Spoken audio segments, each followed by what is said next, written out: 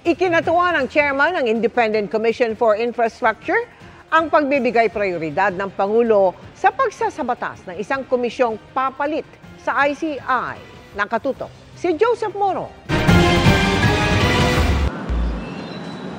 Sa gitna ng batikos ng kawalan ng kapangyarihan ng Independent Commission for Infrastructure o ICI para sa paghahabol ng mga nangurakot sa pondo ng bayan, ipinag-utos ni Pangulong Bongbong Marcos ang pagbibigay prioridad sa pagpasa ng Independent People's Commission Act. Magandang balita raw ito ayon kay ICI Chairman Andres Reyes Jr.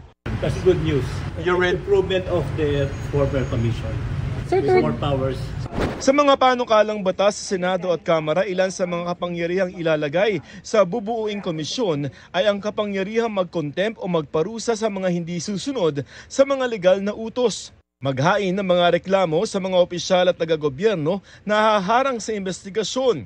Sa utos ng korte ay magsequester o bumawi ng mga ari-arian ng mga sangkot sa manumalyang flood control project at kanilang mga kamag-anak. Mag-issue ng mga freeze order na sa ngayon ay kapangyarihan ng Court of Appeals. Handa naman raw ang Senado kung questionin na dinodoble ng mga panukalang komisyon ang kasalukuyang mandato ng Ombudsman o Department of Justice. Ang Ombudsman ay isang nakasaad sa saligang batas.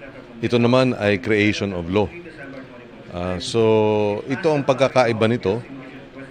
Matututukan talaga itong problema ng infrastructure at pag-iimbestiga rito. So yun ang kaibahan. May kumpiyansa pa naman daw ang Malacanang sa ICI kahit pa pinapauna na o pinapaprioritize ng Pangulo ang pagbubuo ng Independent People's Commission o IPC. Yes, still.